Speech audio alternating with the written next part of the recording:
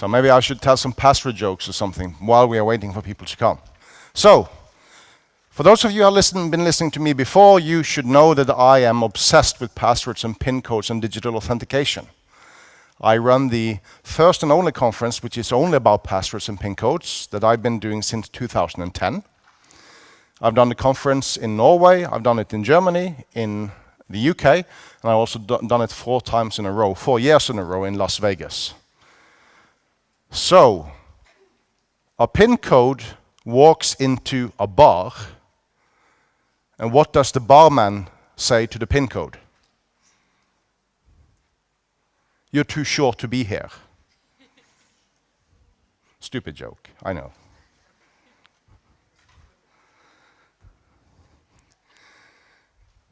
I do remember once talking to a colleague of mine. I was doing password audits. And I talked to a colleague of mine. He was really good at coding and did Perl and PHP and other programming languages, and asked him for a little bit of help. I had a large data set of when people were changing their passwords. So I had username, password last set, time and date, and also last logon time and date. And I had cracked the passwords of all the users as well. And I said to him, I need you to do some code for me, because what I'm going to do, I'm going to see if person X has changed their password like in March, and then in June, and then in August. And what I'm looking for is I would like to see if they are using the same password every time. Because that shouldn't be possible, because the password history parameter has been set to 24. You're not allowed to use the 24 past generations of your password. And he looks at me like, okay, why are you looking for that? Well, I'm looking for people that are using a small script. So each time they are forced to change their password, they will just run the script, change the password 24 times, and then go back to the password they are using all the time. And my colleague, he turned red. He really, really blushed. And he said, I do that. The password I'm using, he said, I've been using that for the past like 20 years. And I hate changing my password. So I have a small script that will just change my password 24 times and then go back to the password I'm using all the time. So if you think changing passwords is you don't like to do that, here's a recipe for you. One of the ways you can do it. Okay, I will get started. So my name is Per. I'm from Norway, and I did a talk yesterday as well. And today I'm going to talk a little bit about secure messaging and how you can protect yourself and your company. And as usual for the cameraman, yes, I will be running around all the time like, let's see if you can catch me over here. I'm going to be over here. I'm actually going to be hiding behind the projector. Oh, another one. Okay, there you go. Wow, 2 many cameras. It's a surveillance state. So, I do run PasswordsCon. I have a website called passwordscon.org. And as you know, I'm actually 46 years old, and I have my own YouTube channel, which is kind of like sort of embarrassing. But in there you can find lots of recordings of talks from my Passwords conference. They're all free to see and watch, of course. And there you will find talks about languages, cryptography, two-factor authentication, passwords, PIN codes, statistics, all kinds of talks. Some of them might even be interesting to some of you. Now, when I was talking yesterday, I was talking about GDPR, the new law that is coming into effect in European Union in May next year, which regulates a lot about privacy, your right to privacy.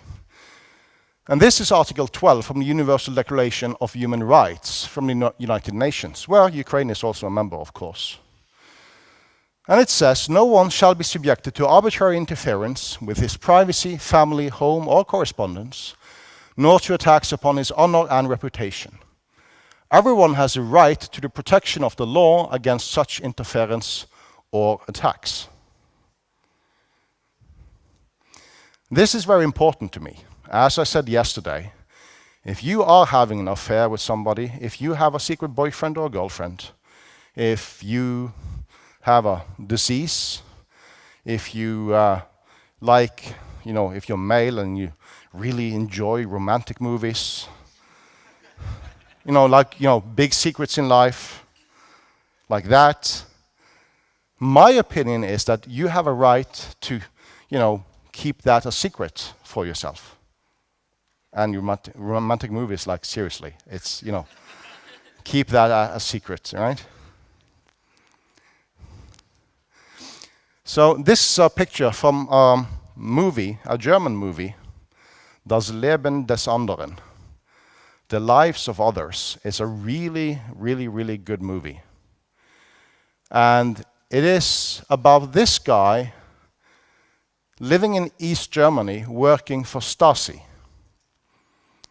and how he conducts surveillance of people, random people more or less, that aren't really suspected of anything. And it's a really, really good movie if you are interested in the topic of privacy and, if you're interested in history and would like to learn more about how things were in East Germany. It's also a really good movie. And he spends his entire life listening to other people at home, in their bedroom, in their living room, in their kitchen. And it's a sad story. It's a really good story. But East Germany, that's like a long time ago. I can remember East Germany. Are there anybody here in the audience who can remember East Germany? Yeah. There are not too many of us that are that old. Wow, okay. Well, have you seen this movie before? This is 1984, and it's based on the book 1984. And if you haven't read 1984, you should. Now, in the book,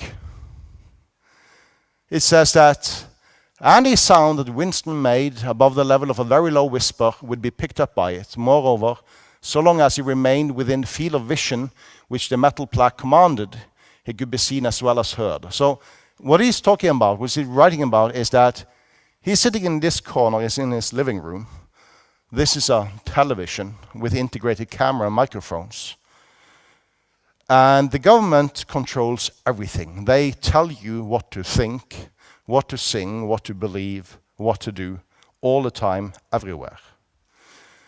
But he has figured out that as long as he keeps sitting in this corner in his living room, and he's absolutely quiet, and he makes notes in his little notebook, then he thinks that the government, Big Brother, can't see him or hear him at all.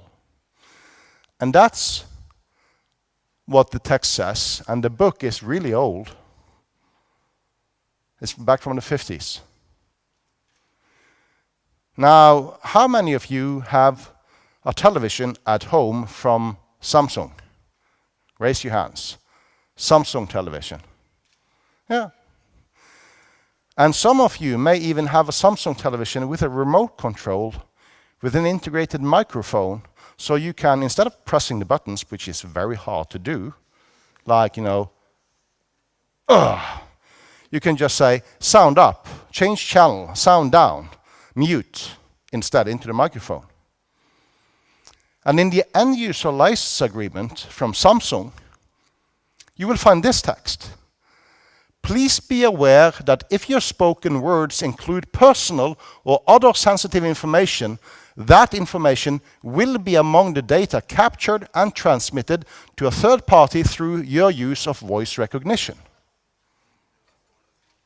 Now the final question remains. How many of you have a Samsung television in your bedroom? Raise your hands. Just as I thought, nobody would dare to do that. So now you know what you can do in the living room and what you should prefer to do only in the bedroom, right? This is true. I'm not kidding. This is part of the end-user license agreement from Samsung. They are saying that any sound you make close to your remote control will be recorded and sent to Samsung in South Korea, and they reserve the right to give those voice recordings to anyone they want for marketing purposes, as an example.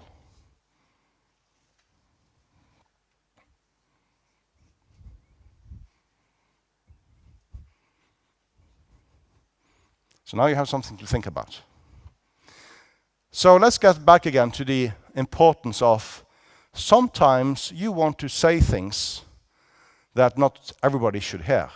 I'm not talking about criminal activity. I'm not talking about stuff that the government shouldn't know about, but it could be something as simple as talking to your boyfriend or girlfriend about, well, secrets, romantic movies, as I said. So what I'm using an application called Signal. That is my preferred application. You can find it on signal.org. It's free to use. It's open source, so all the source code is out.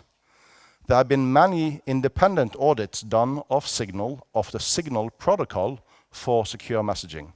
You can use Signal to text, send pictures, send files. You can talk like voice over IP, and you can even do video conversations with the protocol.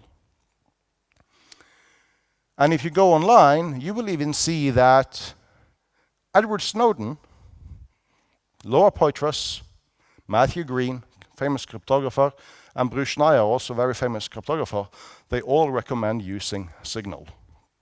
If you want your messages to stay private and secure, use Signal. And it's free. You can download it for iOS, for Android, and you can also install the desktop version. So you can have it as a chat window on screen on your Windows computer, connected to your phone, and set it up using a QR code. It's really easy to do. I'm also using WhatsApp. WhatsApp was purchased by Facebook. And WhatsApp also offers you end-to-end encryption. That means everything you send from your device, from your phone, from your iPad, from your tablet, Android tablet or PC, will be encrypted, and it will be sent to the recipient, and it's encrypted all the way. There is no way Facebook or WhatsApp can get access to your messages at all. And WhatsApp is also free to use. You could download it from whatsapp.com. And even better, you can also set a WhatsApp for desktop, so you can use that as a messenger on screen as well. And last but not least, there's also Wire. And Wire is also a company based in Switzerland, and Wire is also free to use. They also have a website, and they also have an app, and best of all, they also have a desktop where you can log on directly in your browser and use Wire for encrypted communications. Now, how many of you use email pretty much every day? Should you be using email for sending anything secret? No. The fascinating thing is, email is still the most common way of transferring files on the internet. People don't use FTP or Secure Shell or SFTP or messengers or anything to send files as much as we use email. The volume of email where people are sending real data, not spam, but real data, is massive. But email is actually based on protocols that were invented back in the 1970s. And today, in most cases, if you send an email, it is unencrypted and it's unverified, and you have absolutely no idea where that email is actually going and who is actually able to read your emails, including attachments. So secure email is something that myself and many, many others are trying to do something about. And I have a bunch of letters here that I want to try to explain to you a little bit. Some of the stuff I've done is about this. This is my mail server, and this is your mail server. And I have an email for you, so I will contact you and say, hey, I have email for you. Your mail server responds, okay, go ahead, I'm ready, send the email to me. I send over the email. You will respond, okay, I got the entire email, thank you for that. And I say, thank you, that's all. The problem is that all this communication, including the hello messages, the initial hello, is unencrypted. So anyone who is in the middle here can eavesdrop anything, they can read anything, and they can even manipulate it. It would be like, you want to send a picture to your friend, and somebody can actually replace the picture with something else in the email while being transmitted. That could cause some awkward situations. So if we implement StartTLS support, which is encryption support on the mail servers, I will contact you again. I will say, I have email for you, and you will respond by saying, okay, I'm ready to receive. But your mail server will also say, I support the use of StartTLS. Now, these first steps, they are unencrypted. This is unencrypted communication. But I will tell you that, okay, let's use TLS RSA RC4 128 SHA. It's a cipher suite encryption. And you will respond back, no, sorry, I can't use that, but I do support RC4 with MD5 SHA-1 hashes. And I will respond, okay, let's use that. Send your public key to me. And after that, the rest of the communication is encrypted. So the initial communication, as I said, is unencrypted, which can be a problem. It can be attacked. But information such as who is sending the email, is it me or one of my colleagues or friends, and also the recipient name, like your name or the name of one of your colleagues, will be encrypted. And also all the contents, all text, and all file attachments to the email will be encrypted. So one of the things I've done, because StartTLS is a standard that dates back all the way back to 2001. So in 2006, I did a report in Norway that looked very boring like this. And I had looked at more than 80,000 domains in Norway and other countries to see, do they support StartTLS encryption? Now, if you know anything about mail servers, if you are administrating mail servers, configuring StartTLS support can be as easy as, maybe an hour of work, maybe even less. In some mail servers, it's just a click and restart the service. So it's very easy to do. And I said that most companies and organizations in Norway, they do not support StartTLS. And the largest financial newspaper in Norway, they wrote about my report because one of the findings is that the Prime Minister's office in Norway, they use StartTLS. So they had an encryption certificate, like when you're using SSL on a web server, HTTPS, they had a certificate. But that certificate was a demo certificate from Cisco saying, welcome to Cisco systems in California, USA. And that was our Prime Minister's office. So the newspaper put up our Prime Minister and his entire cabinet and said that the Prime Minister's office is using fake ID. And they were not too happy about that. I received a couple of phone calls like, don't do that. But they fixed it.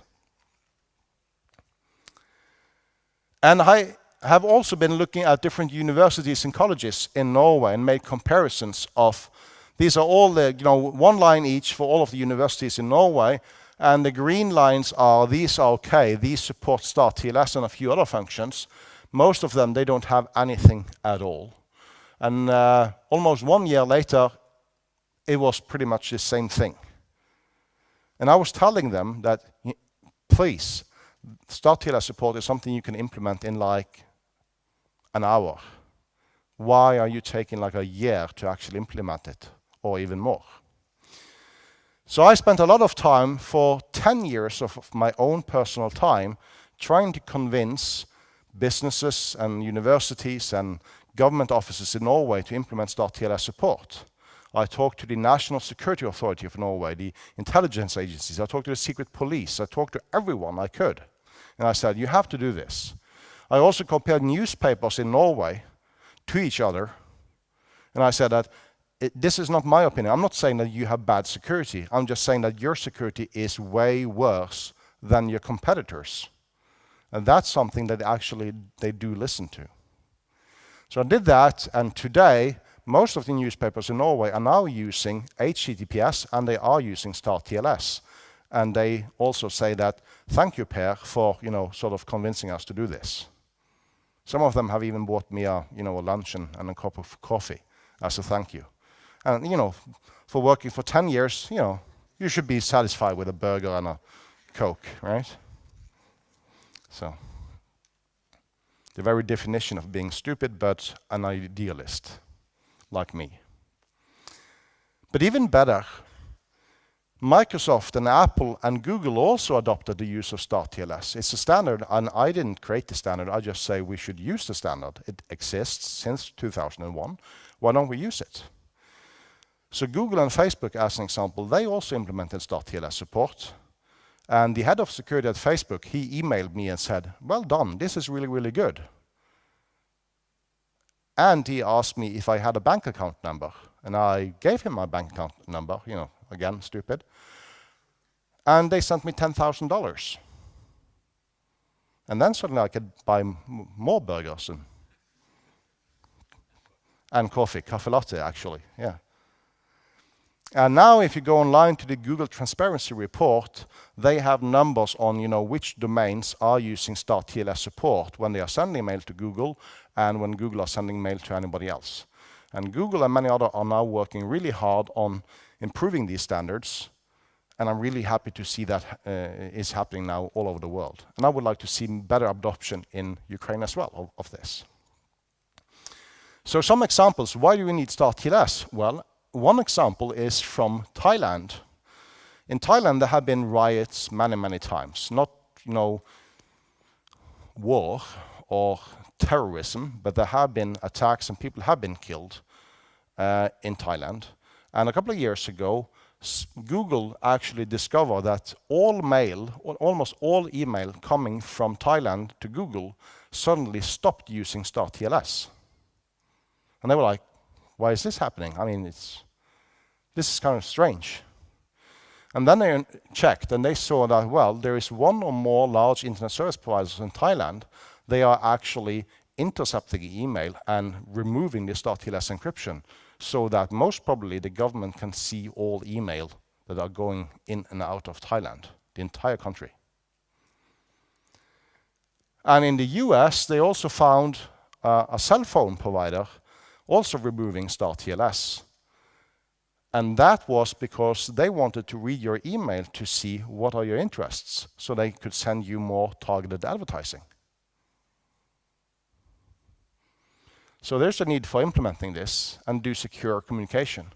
And the National Security Authority of Norway, they wrote a report saying that these are the requirements for email encryption in Norway. And again, they say thank you to me for, teaching them how to do this. And now the majority of the Norwegian government is now using StartTLS to make email security a little bit better. The Superfinancial Authority and also the Department for Education in Norway has done the same thing. They have sent out letters saying, you need to do this. Now, I haven't checked, to be honest, I haven't been checking with the Ukrainian government yet. I would love to. Are there anybody here working for the government, by the way? No. Well, they should have been here today, right? Nobody likes them. Nobody likes them? Well, I'm Norwegian, I don't understand that. It's like, yeah. In Norway, the government does our taxes for us, and in April, they send me an email telling me if I have to pay more taxes, or if I actually will get money back from the government. And lots of Norwegians, they actually get money back from the government because they paid too much taxes last year. And when we get this email, there's a spreadsheet saying, these are your taxes. And almost all Norwegians, they don't even look at the numbers. They just say, okay. Even if they have to pay more money to the government, they just click okay and then pay the money. So we sort of trust the government. I told this in Serbia, in Belgrade in Serbia back in June, and people just started laughing and like, how stupid can you possibly be? And that's a joke, right? The government gives you money? Nah, no, that never happens in Serbia, they said. Does that happen in Ukraine? No, the government doesn't give you money. Huh.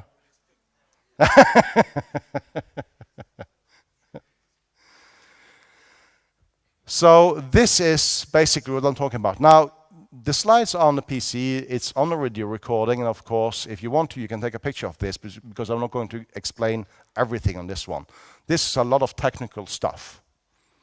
But basically, what I'm talking about, for World Wide Web, which you are using all the time, all the day, you can start out by doing HTTP.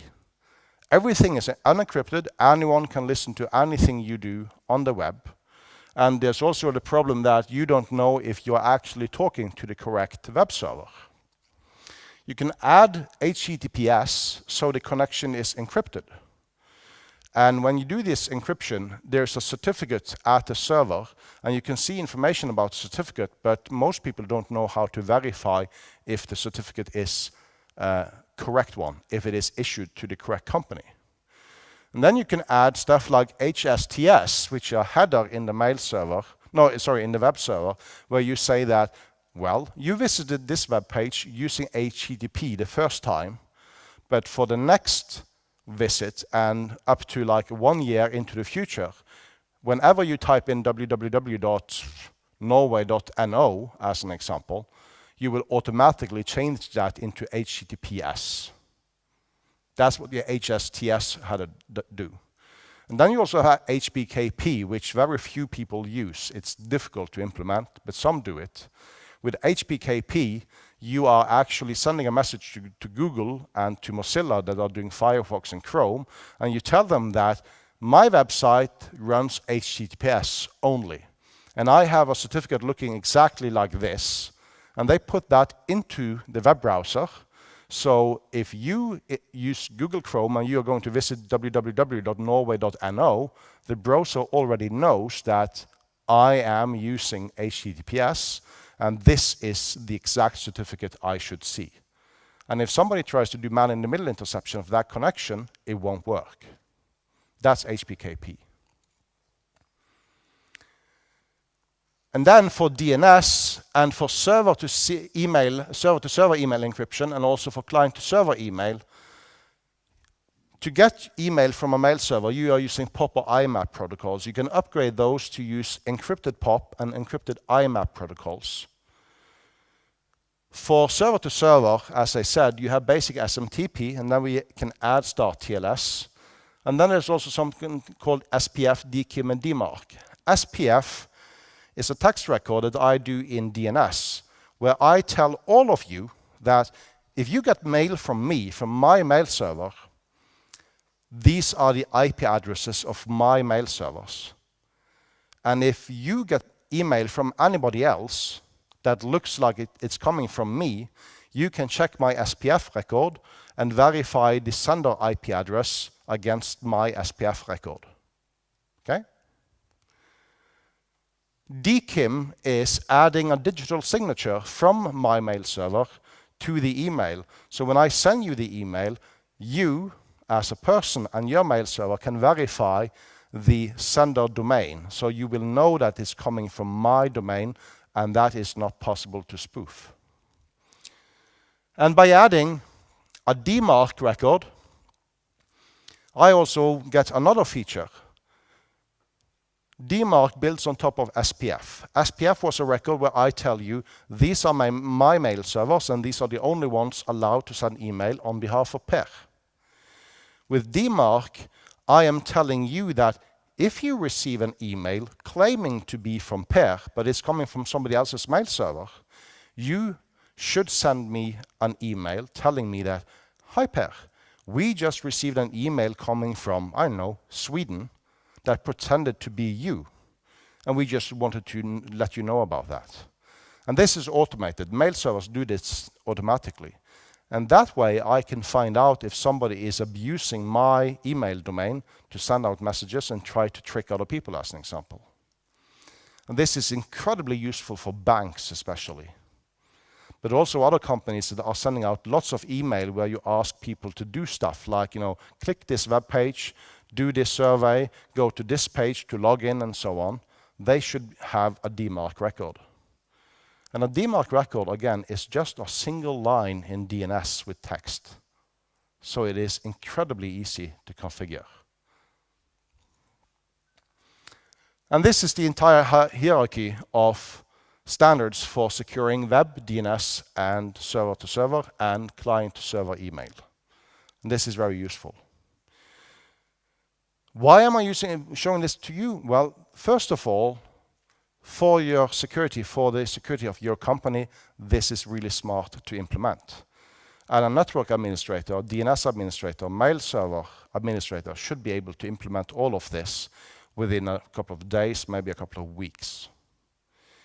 And this, if you do this, this will also be a competitive advantage for you when you do businesses with companies and organizations in the European Union. And I am working together with German authorities and Dutch authorities to see if we can make all these letters into a standard for all countries in the European Union. So all the countries, all the companies, all the governments have to use these to make email secure. And why do we do that? Well, we care about your right to privacy. And we care about, your company and, well, their need for security as well. So this is an example. This is a heat map of the use of DNSSEC. DNS is the phone book of the internet. If I want to go visit www.ukraine.ua, I just know the name. So my computer will call a DNS server and say, I have a name, it's www.ukraine.ua, what is the IP address? And the DNS server will respond by giving me the phone number, the IP address of that web server, and then I connect to the web server. The problem is, this connection to the DNS server, that's unencrypted, and anyone can intercept my call and the response and give me the fake IP address, and suddenly I come to a spoofing site, a phishing site instead. By implementing DNSSEC, we are adding digital signatures to all these responses, so suddenly you can verify if you actually got the correct information, the correct number for whatever web server you're going to visit. And this map shows how many countries are using DNSSEC and to what extent. And Sweden, which is better than Norway, which is kind of annoying, they are the best in the world on deploying DNSSEC. Almost everybody, all businesses, governments, and ISPs are using DNSSEC. And Ukraine is also in here, but the color isn't like that good. It's less than 50%, maybe 30-40% of domains in Ukraine are using DNSSEC. So this morning I went to this address, dnsec.vsudue.de, Germany, and there's a small JavaScript test that takes just a couple of seconds to do. And you click it to see, is my DNS server using DNSSEC to make sure that the responses I get back are secure. And I did this for breakfast at my hotel across the street, and this is the result. No. The DNS server of my hotel for the free public Wi-Fi does not use DNSSEC. They should. And most probably, they just need to go into a router configuration and click OK, restart. And then suddenly, security will be much better for everyone using the free Wi-Fi. It's the same thing here for the conference Wi-Fi. So what you can do, you can go online to hostmaster.ua/DNSSEC, and you can learn about DNSSEC, how to implement it, who is using it in Ukraine, and you should go back to your companies and say, we should be using DNSSEC as well. It's easy, and it makes security better when you are browsing the web and sending email and so on. So, I wanted to do a simple demo because I asked everybody, I mean, are there anybody here who doesn't use Facebook? Raise your hand. There are a couple of, yeah, those are the ones using VK instead, I guess. No, not even that. Okay. Google Google Plus. Wow. People like, we have somebody here using Google Plus. Like, wow. So I'm gonna do a little demo. And I have already pointed at somebody that are going to be my volunteer, you know, this won't come as a surprise.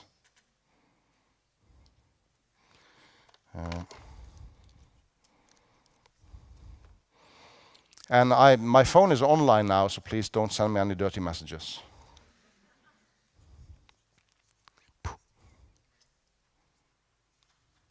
Ha. Okay. So I will go into Facebook Messenger. And here is Anna. She's on the front row. Say hi. That's Anna. And I took a picture of Anna yesterday, and I took a picture this morning. I always look like that on pictures. And I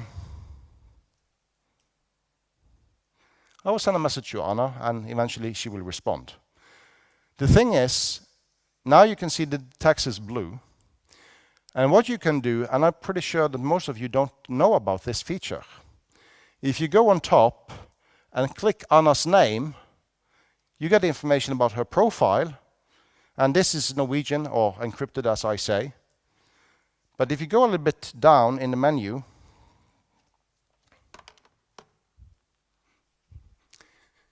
you see this keypad. And this says in Norwegian, secret conversation. So what I will do with Anna, I will click secret conversation. And now you suddenly see I have a picture of her, and I have a white padlock in a black circle.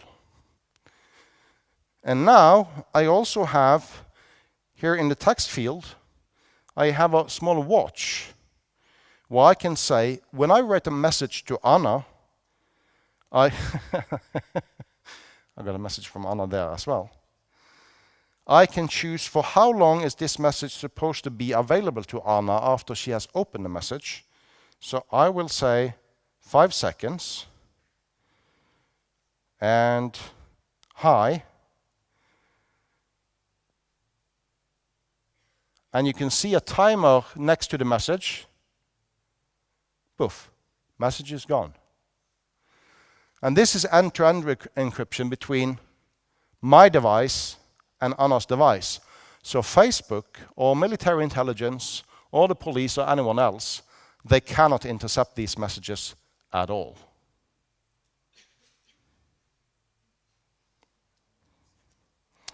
Okay, so you want to do that.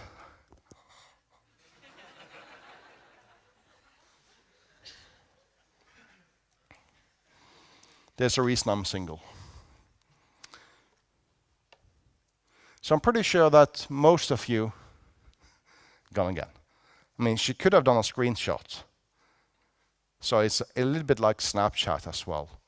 But these messages are encrypted from my device directly to her device. Nobody else can look at these. And I do recommend you to use this feature, because if you don't use it, Facebook is sort of automatically reading your messages to find out what are your interests. And will also then do targeted advertising at you for this.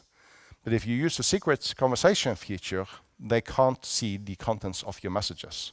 There's no way they can hand it over to any government at all, including Trump.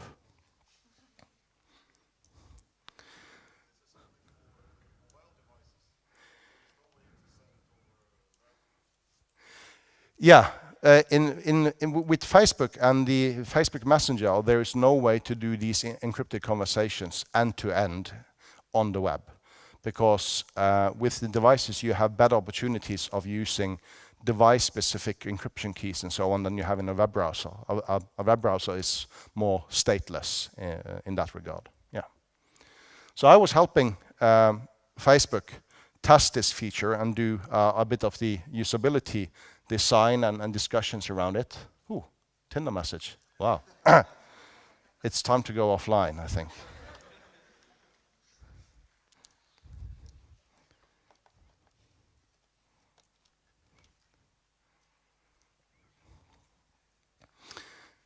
So that's a very simple way to do secret communication. Yes.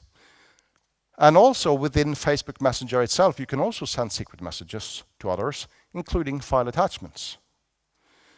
So one of the things that I do, and this is kind of my ending of my talk, is I think it was 2 weeks ago, I was back home in Norway, and I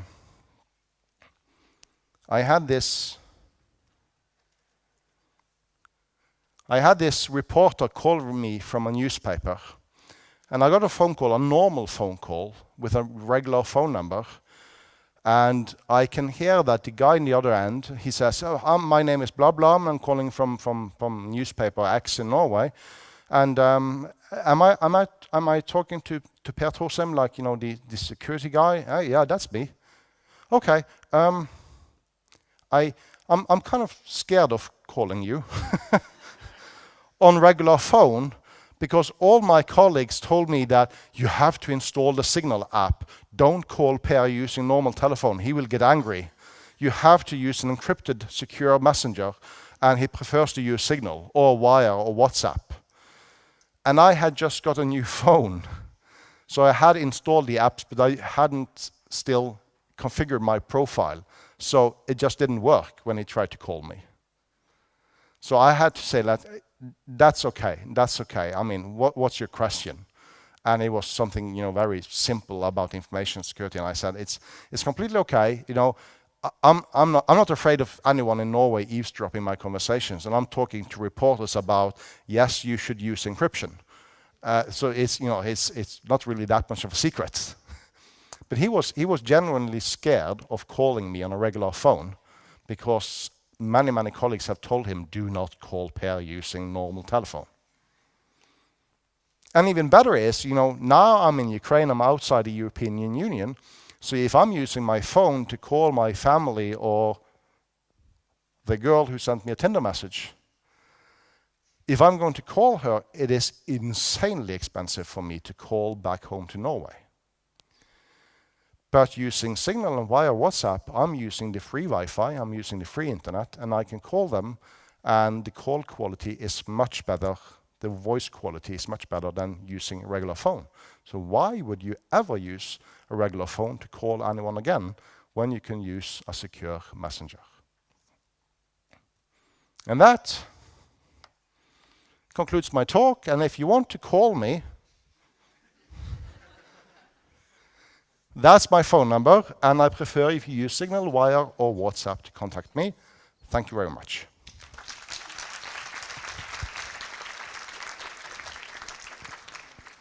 Questions? You have to use a secure microphone in order to.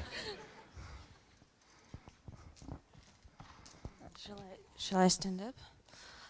Just one simple question. Why Signal, not Telegram? Yes. Is there a reason for it? I could have talked about Telegram. I know that I've heard before that lots of people in Ukraine use Viber, right? Yes. Don't use Viber. Telegram is in a way secure, but the options are better than Telegram. And Telegram, they are doing some stupid things about the initial registration, like part of the registration of setting up an account with Telegram involves they have to send you a text message, an SMS message, which anyone can intercept. And then they will also be able to get access to your account. Signal and WhatsApp are doing that in a better way than Telegram. What's the difference? Well, the difference is the level of security. Telegram is good. Signal, WhatsApp, and Wire are better. They are better at the encryption. The way the encryption is implemented is better. They're very technical details, but as an example, Wire, one of the newest features you have in Wire is that they can actually do constant bitrate communication. Because when you talk and you do pauses, like I do now between every word, that means that in variable bit mode, when you don't talk, you don't send any data. And even if you can't listen to my words, you can look at the signal going through, and you can see when I'm quiet and when I'm speaking. And just by that, it can be possible to identify parts of what the conversation is about. But with Wire, you can turn on constant bitrate. And with constant bitrate in encryption, you send data all the time. So when I'm quiet, the app will just send random data. And then when I'm speaking, it will send my voice data. That way, anyone eavesdropping the connection, they will just see data flowing all the time across the channel at the same speed, the same amount all the time. Telegram, as an example, still doesn't have CBR mode. And Viber is not open source. It's free to use. And depending on whether you like Israeli intelligence or not, you may choose to use Viber. Those are the ones we think made Viber initially. Thank you. Yeah? Yes, we just have run out of time. Thanks a lot. Okay. I would be outside, so anyone who wants to talk more about these things, feel free to come up to me. I'll be here the rest of the day. Thank you again.